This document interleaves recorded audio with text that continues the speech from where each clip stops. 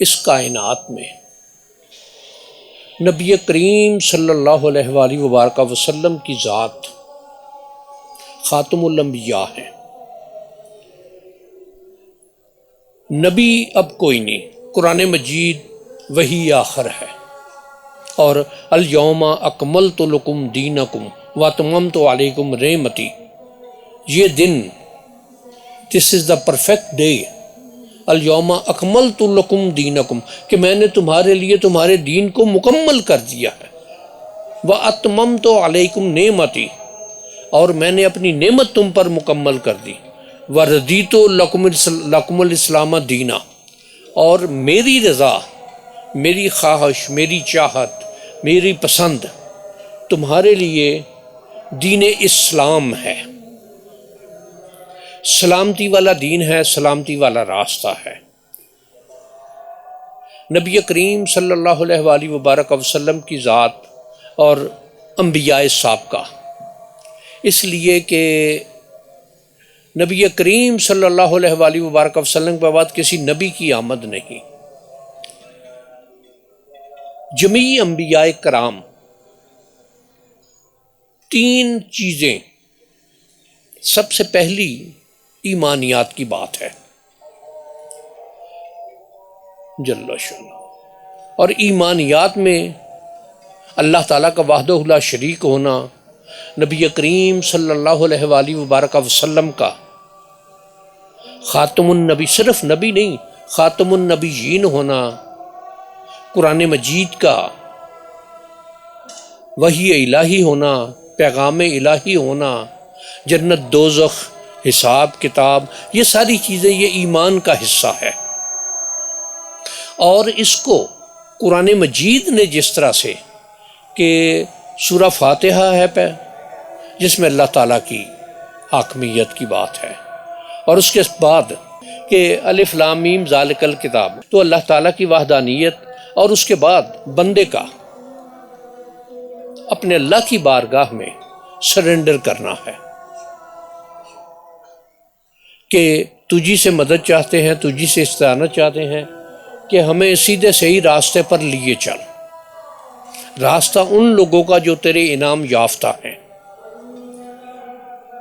اب انعام یافتگان میں قرآن مجید میں اور جگہ بھی انبیاء کرام ہیں، صدیقین ہیں، شہداء ہیں، اور صالحین ہیں، یہ چار کیٹیگریز۔ اور سورہ بقرہ کا آغاز جو ہے کہ ذالک الکتاب لا ریب فیہ، یہ وہ کتاب برحق ہے جس میں شک والی کوئی بات ہے ہی نہیں، ھدی للمتقین، کہ جو متقی ہیں ان کے لیے ہدایت ہے، ھدی للمتقین الذین یؤمنون بالغیب، یہ ایمانیات ہو گیا۔ اور یہ شے دیکھیے کہ نبی کریم صلی اللہ علیہ وآلہ وبارک وسلم تشریف لائے، اور جن جن چیزوں پر ایمان کا اطلاق ہوتا ہے وہ سارے ہی بن دیکھی ہیں۔ اللہ کو نہیں دیکھا، جبرائیل کو نہیں دیکھا، وحی لاتے نہیں دیکھا، قرآن کا نزول احساس ہوا لیکن دیکھا نہیں ہے، جنت دوزخ کا ارشاد یقیناً برحق ہے، باقی اور جتنی بھی چیزیں ہیں۔ اور اس میں جو بنیادی نقطہ بنتا ہے ایمان کا، وہ نبی کی ذات ہے، کہ نبی کی ذات پر ایمان ہے تو ان کے ارشادات پر بھی ایمان ہے۔ اگر کسی بھی معاملے میں، کسی بھی اندیکھی چیز پر، اور غیب کا معنی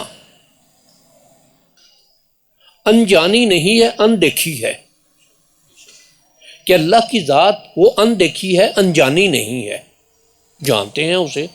اس کی یہ صفات ہیں، اس کی یہ حاکمیت ہے، اس کے یہ احکامات ہیں، اور اس کی یہ اتھارٹی ہے۔ پھر اس کے ساتھ جو یؤمنون بالغیب ویقیمون الصلاۃ، یہ عبادات کی بات آ گئی کہ نمازیں ادا کرتے ہیں، ومما رزقناہم ينفقون، یہ جو ایمانیات کی تیسری شرط ہے کہ مما رزقناہم ينفقون، یہ اخلاقیات کی بات ہے۔ عبادت بندے کا اور اس کے اللہ کا معاملہ، اس سے پہلے ایمانیات بندے کا اور اس کے اللہ کا معاملہ اللہ کے رسول کے ذریعے سے، بلکہ ایمانیات بنتی ہی بندے کی اور رسول کے ذات پر ایمان کے حوالے سے، کہ اس ذات پر ایمان ہے تو باقی چیزوں پر ایمان ہے۔ پھر عبادات ہیں تو نبی کریم صلی اللہ علیہ وآلہ وبارک وسلم یا انبیاء سابقہ، انہوں نے بھی نمازیں یا عبادت کے جو بھی طریقے یا قاعدے تھے وہ انہوں نے خود بھی ادا کیا اور لوگوں کو بھی اس پر آمادہ کیا۔ پھر یہ ہے کہ جتنے جمیع انبیاء کرام، انہوں نے سب نے ایمانیات، عبادات اور اخلاقیات کا درس دیا۔ گو تعلیمات میں تھوڑا تھوڑا جس طرح سے حضرت عیسیٰ علیہ السلام کی تعلیمات میں یہ بات ہے کہ اگر، یا مسیحی دنیا میں جو تعلیمات ہیں کہ اگر ایک رخ پر کوئی تھپڑ مارے تو دوسرا رخ بھی سامنے کر دو، دوسرا گال بھی سامنے کر دو، لیکن دین اسلام نے اس سے ہٹ کر بات کی کہ اگر کہ تمہارے ساتھ زیادتی کرتا ہے تو اتنی زیادتی کرو جتنی اس نے تم پر کی، اگر ہو سکے تو معاف کر دو تو یہ زیادہ بہتر ہے۔ پھر یہ کہ ان نفس بالنفس والعین بالعین والسن والسن والجروح قصاص، کہ آنکھ کے بدلے آنکھ، ناک کے بدلے ناک، کان کے بدلے کان، والجروح قصاص، اور جو کوئی زخم لگا اس کو اتنا ہی زخم۔ اور اس کی سب سے بہترین مثال مولا کائنات مولا علی مشکل کشا کرم اللہ تعالیٰ وجہ الکریم، جب آپ کو زخم لگا تو امام حسن مجتبیٰ علیہ السلام کو طلب فرمایا اور ان سے ارشاد فرمایا کہ اس نے مجھے ایک وار کیا تھا مجھ پر، اگر میری اس زخم سے موت واقعہ ہو جائے تو تم بھی ایک سے زیادہ زخم نہ دینا، اور اگر ہو سکے تو معاف کر دو تو زیادہ بہتر ہے۔ یہ جو دین اسلام کی تعلیمات ہیں کہ بدلہ لینے کا حق ہے، لیکن بدلہ اتنا لیا جائے جتنا دوسرے نے زیادتی کی یا ظلم کیا یا تکلیف پہنچائی یا مصیبت پہنچائی، زخم لگایا کسی بھی طرح کا، یہ بھی ایک۔ اور اس میں قرآن مجید کا جو ارشاد بھی ہے کہ جس نے کسی ایک جان کو بچایا اس نے پوری انسانیت کو بچایا، ومن احیاھا فکانما احیا الناس، جس نے کسی ایک کو قتل کیا اس نے پوری انسانیت کو قتل کیا، اور جس نے کسی ایک جان کو بچایا اس نے پوری انسانیت کو بچایا۔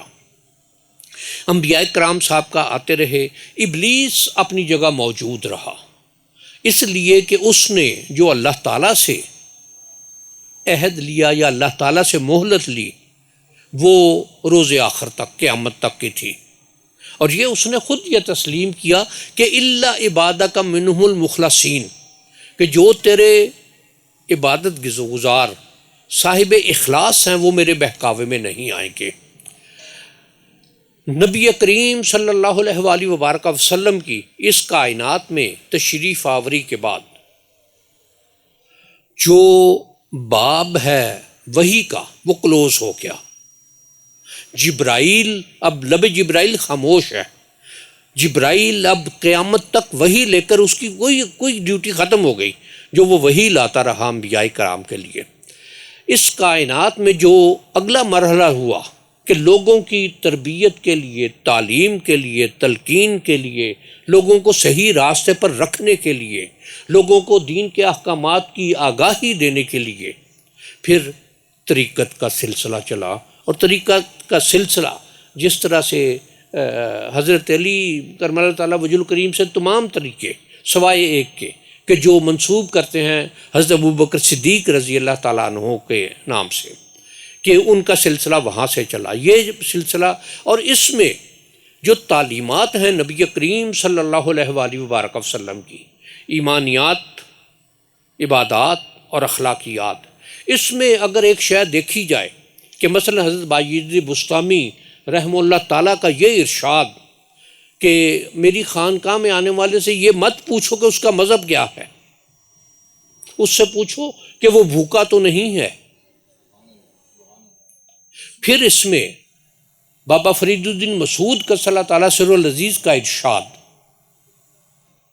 کہ جب کینچی پیش کی گئی تو ارشاد فرمایا کہ مجھے پیش کرو سوئی دھاگا، میں کاٹنے والا نہیں، میں سینے والا ہوں۔ یہ بھی معاملہ ہو گیا۔ اب یہ پریکٹیکلی اگر دیکھا جائے تو داتا حضور کی ذات میں کون کہاں سے کس طرح کا آیا ہے، وہ مسلمان ہے بھی یا نہیں بھی ہے کسی کو نہیں پتا، لیکن اس میں اور اجمیر شریف میں چونکہ وہاں جو غیر مسلم ہیں وہ اپنی نشانی، ہندو جو ہیں وہ تلک لگا کر رکھتے ہیں، سکھ جو ہیں ان کے حلیے سے پتہ چل جاتا ہے کہ یہ اس مذہب سے ان کا تعلق ہے، بے شمار لوگ ملتے ہیں وہاں، بے شمار لوگ حاضری کے لیے آتے ہیں۔ اور مجھے ایک واقعہ ایک شخص کا، اور یہ مجھے اس شخص نے یہ بات بتائی جس کے ساتھ یہ واقعہ وہاں درپیش آیا کہ وہاں ایک سکھ سے، اجمیر شریف میں ایک سکھ سے بات ہوئی کہ بھائی تم یہاں کیسے سکھ ہو، تو اس نے یہ بات جو کہی کہ خواجہ کو نہیں اعتراض، تو کون ہے اعتراض کرنے والا۔ یہ شے کہ دین اسلام کی تعلیمات ان کو حقیقی انداز میں، ان کو صحیح طریقے سے، ان کو ان کی اصل روح کے مطابق یہ ان لوگوں نے اللہ تک لائے، لوگوں تک پہنچایا، جن کو ولی اللہ کہا جاتا ہے، جو اللہ کے دوست ہیں۔